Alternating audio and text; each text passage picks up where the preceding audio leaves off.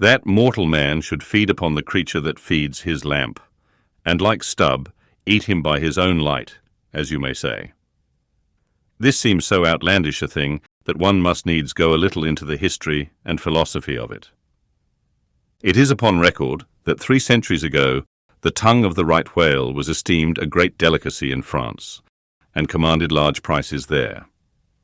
Also, that in Henry VIII's time, a certain cook of the court obtained a handsome reward for inventing an admirable sauce to be eaten with barbacued porpoises, which you remember are a species of whale. Porpoises, indeed, are to this day considered fine eating. The meat is made into balls about the size of billiard balls, and being well seasoned and spiced, might be taken for turtle balls or veal balls.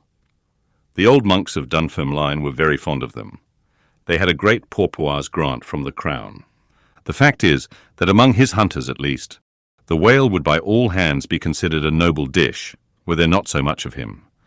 But when you come to sit down before a meat pie nearly 100 feet long, it takes away your appetite. Only the most unprejudiced of men like Stubb nowadays partake of cooked whales. But the Esquimaux are not so fastidious. We all know how they live upon whales, and have rare old vintages of prime old train oil. Zugrander, one of their most famous doctors, recommends strips of blubber for infants, as being exceedingly juicy and nourishing. And this reminds me that certain Englishmen, who long ago were accidentally left in Greenland by a whaling vessel, that these men actually lived for several months on the mouldy scraps of whales which had been left ashore after trying out the blubber.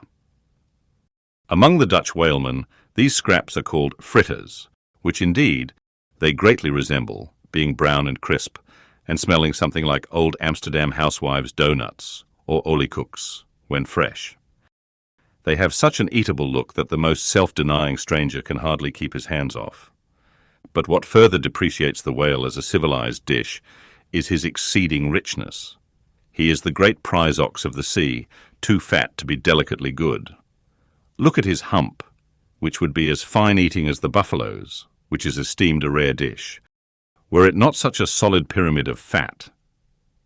But the spermaceti itself, how bland and creamy that is, like the transparent half-jellied white meat of a coconut in the 3rd month of its growth, yet far too rich to supply a substitute for butter.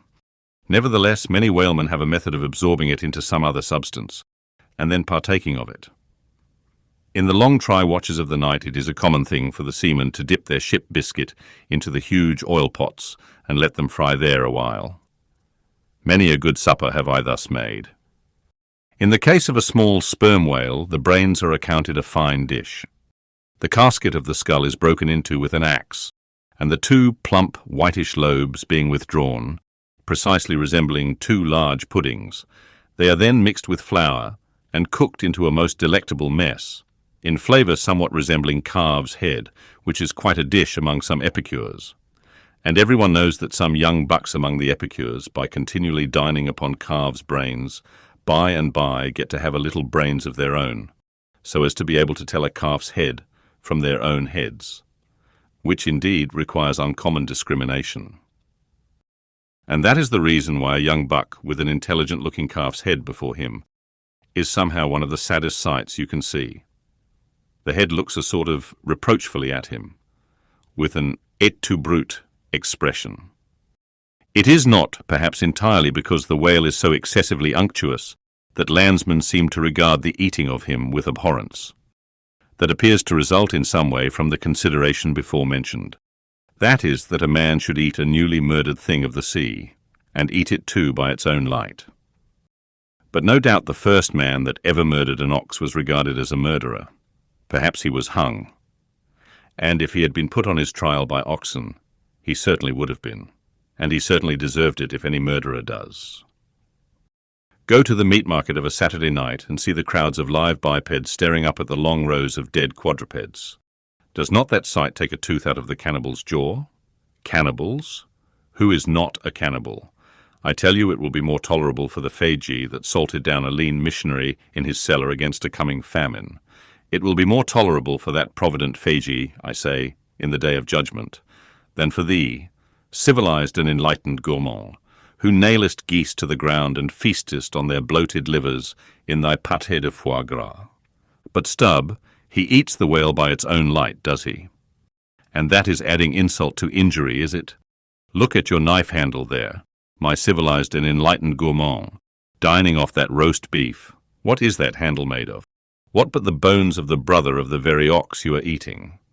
And what do you pick your teeth with, after devouring that fat goose, with a feather of the same fowl? And with what quill did the Secretary of the Society for the Suppression of Cruelty to Ganders formally indict his circulars? It is only within the last month or two that society passed a resolution to patronize nothing but steel pens.